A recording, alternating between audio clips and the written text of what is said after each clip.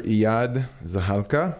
Yesterday, we were talking about the three religions of Jerusalem, and we were supposed to hear from a Jewish person, a Christian perspective, and also a Muslim perspective.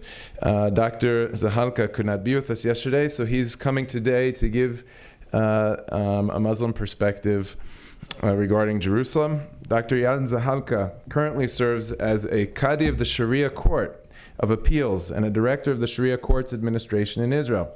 Dr. Zahalka has a PhD in public politics from the Hebrew University in Jerusalem and lectures at the Hebrew University, Bar Ilan University, and Tel Aviv University.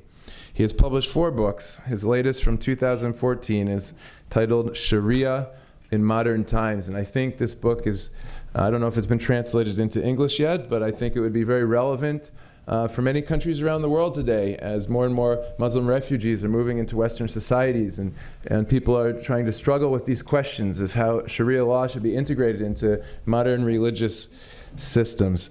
I'm looking forward to this talk. Dr. Zahalka is a very respected voice on behalf of interreligious dialogue, understanding, and peaceful coexistence. So it's my honor to welcome you, Dr. Zahalka. I know we're going to enjoy your presentation. Thank you.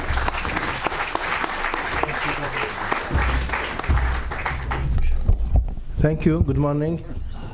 I choose to be the last because you will be tired and you will be non-patient to go to your break. So you are tired and I can talk what I like. In fact, when we are talking about Jerusalem, I have 7 stations that I would like to talk about it briefly. It starts from the beginning of the creation and it ends on the last day. So this is a long journey that we will walk together, but I will do it briefly. According to the Islamic tradition, when the God create the earth, he ordered the angels to build the first mosque to pray for him, to serve him in Mecca, which is in Masjid al-Haram.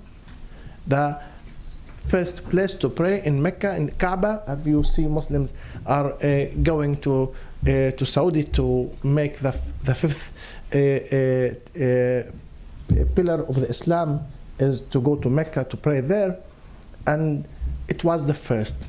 The second place to pray, Allah ordered the angels to build in Jerusalem, which is called Al-Aqsa Mosque. So it was about 40 years after building the first one in Mecca. So the first connection between Jerusalem and Mecca, it is to build the first place to serve the God, to pray toward the God in Mecca, and the second is in Jerusalem, in the Masjid al-Aqsa, in the Aqsa Mosque. So this is the first connection between the 2 places, which is the blessed places, which was chosen by Allah, by the God. The second one, it is connected with the Jews. When Abraham was ordered by Allah to take his second wife, Hagar, with her child Ishmael to a place which is far away from this land, in the deep of the desert, in Mecca. And Mecca at that time, it was a desert, nothing there, no water, no people who live there. And when Hagar asked Abraham, is your God ordered you to bring us here to this place, to this desert? And he said yes. So why Abraham took Hagar and Ishmael to that place? This is the second connection between the 2 places, Mecca and Jerusalem. And we know that Abraham visited Mecca and visited the place where Hagar and Ishmael lived much times. In the Jewish law and in the Jewish tradition, it wasn't so much times, but according to Islam tradition, it's too much time. Who visited, made this way from this land to Mecca, to that land. This is the second connection. The third one, when Allah took the Prophet Muhammad to the journey from Al-Masjid al-Haram to Jerusalem, and from Jerusalem to the seventh heaven. And we can read about it in chapter 17, verses 1 in the Quran. And Allah says in the Quran, glorified and exalted be He, Allah, above all that evil that they associate with Him, who took His slave Muhammad for a journey by night from Al-Masjid al-Haram at Mecca to the farthest mosque in Jerusalem, the neighborhood whereof we have blessed. So we find this third connection between Mecca and Jerusalem by this journey that Allah took the Prophet Muhammad from Mecca, from praying in Masjid al-Haram, to pray in the farthest mosque in Masjid al-Aqsa, the Aqsa Mosque, and from Al-Aqsa Mosque to the seventh heaven. So the close way from the earth to the seventh heaven, it is in Jerusalem. Here this is the closed way. And Allah chose this journey from Mecca to Jerusalem to the seventh heaven, and not the different, to come to Jerusalem to pray, then to Mecca, then to the seventh heaven. The fourth station, that when Allah ordered the Prophet to pray, the direction was to Jerusalem. First to Jerusalem, to pray toward Jerusalem. Muslims were praying at that time toward Jerusalem. And then they turned to pray toward Al-Kaaba. But the first direction was toward Jerusalem. So it is not something which is randomly to pray for the God toward Jerusalem. No. It was in order to emphasize the relation, the religious relation toward Jerusalem, and to emphasize the place who was blessed by Allah, and then to turn to Kaaba, because Kaaba was the other holy place which was connected with Jerusalem. Abraham was here, and then he went to Jerusalem. Muhammad prayed first to Jerusalem, and then he turned to Mecca, to Kaaba. The fifth station, when Omar, the Caliph Omar, came to Jerusalem, because he was invited by the patriarch of the Christians who ruled Jerusalem, and Jerusalem was conquered by the Muslim army, and the patriarch of the Christians said, I will give the keys of Jerusalem only to your Caliph, and he should come to take it in order to enter it in peace, not by force, not by the army. And Omar came to Jerusalem and took the keys of the city, and he was invited by the patriarch of the Christians to pray on the church of the Christians.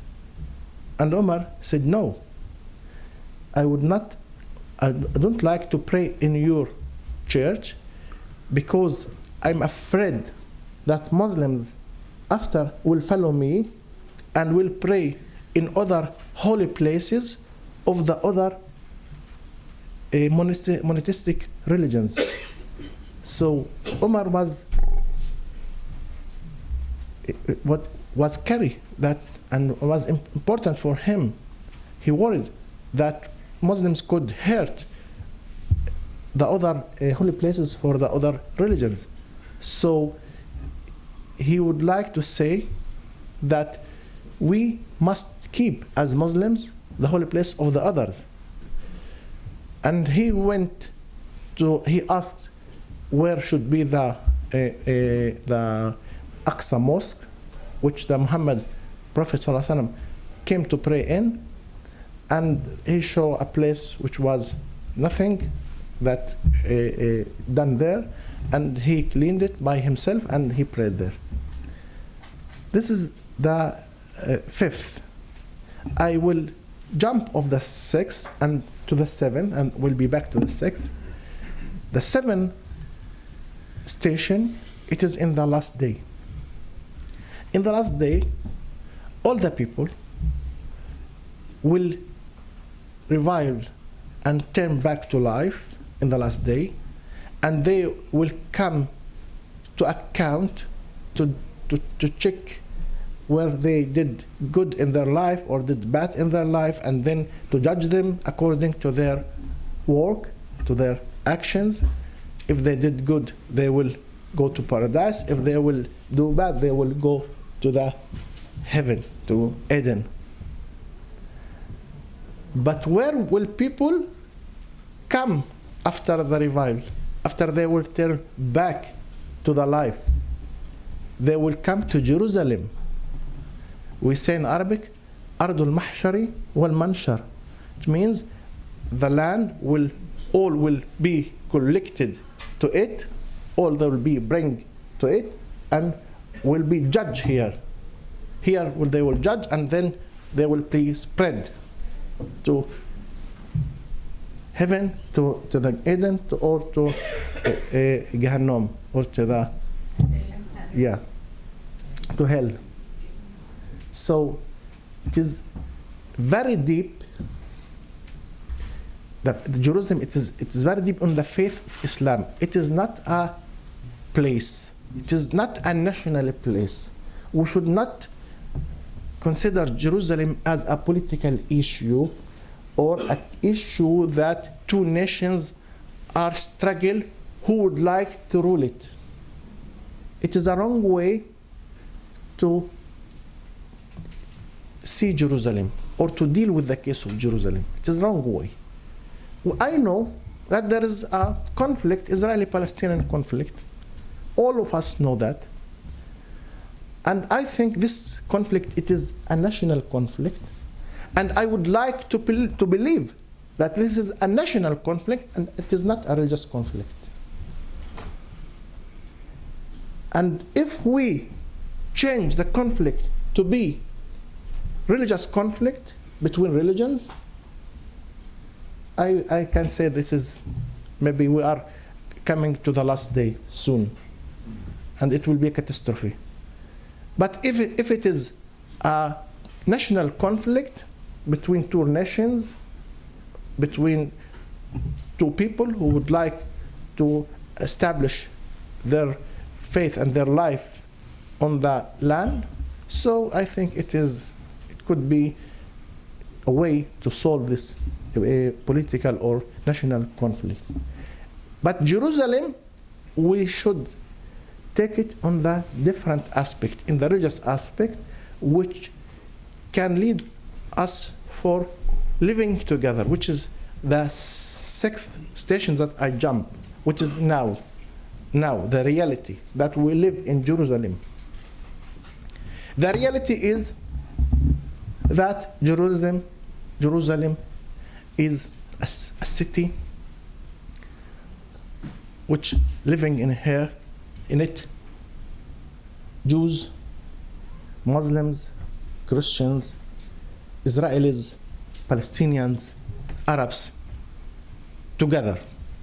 They are living together, but they are not together. They are living in the same place, but they are different. They are different in everything except being a human beings. The reality is that Jerusalem is very holy for the Jews, and it is part of their religion, important part, central part of their religion, central part of their tradition. and history. The reality is that Jerusalem is very, very holy and important for the Muslims because it's central part of their faith, of their belief. The reality is that Jerusalem is very important and holy for the Christians.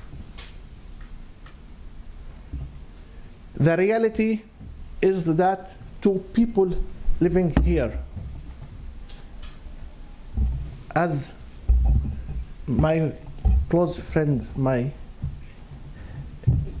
colleague Iyad said, is Jerusalem which is in the Temple Mount, or Jerusalem it is on the walls, interior of the walls, or Jerusalem it is the neighborhood beside the old city, or Jerusalem it is wider than that?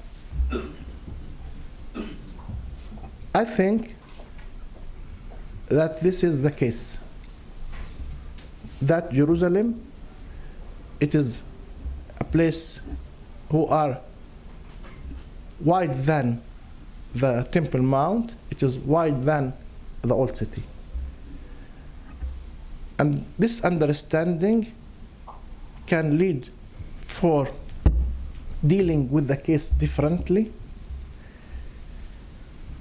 So if we return back to my point that Jerusalem, it is important in the religious side to the religions, so we can live together in understanding.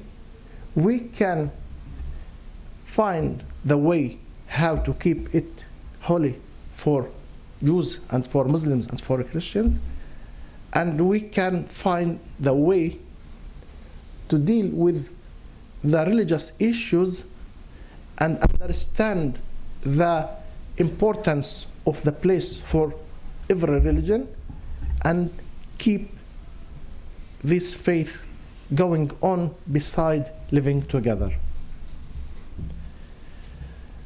I don't want to say a joke, but could be a joke. Could be a joke, as you said, Iyad, that some of the rabbis says that we are 5 minutes. We are prohibited to pray on the Temple Mount. And I can say that I understand as a Muslim the importance of the city in your religion, in your faith. I can respect these emotions, these religious attitudes. And I can say, look, let me pray on the Aqsa Mosque and at that time and rule the place, and I make a contract with you, and I promise you that then when the Messiah will be back to build the third temple, I will get out of the place. It is not a joke. I mean it, it is not a joke. It is reality.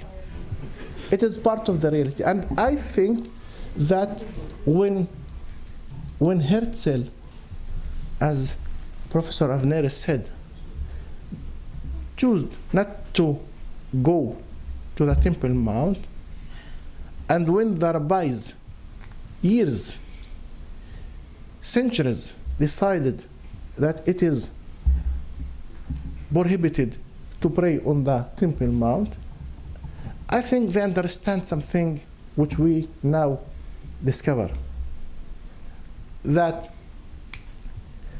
this place we should deal with it wisely in order to be a place of peace and not the place where the explosion will be done. Thank you.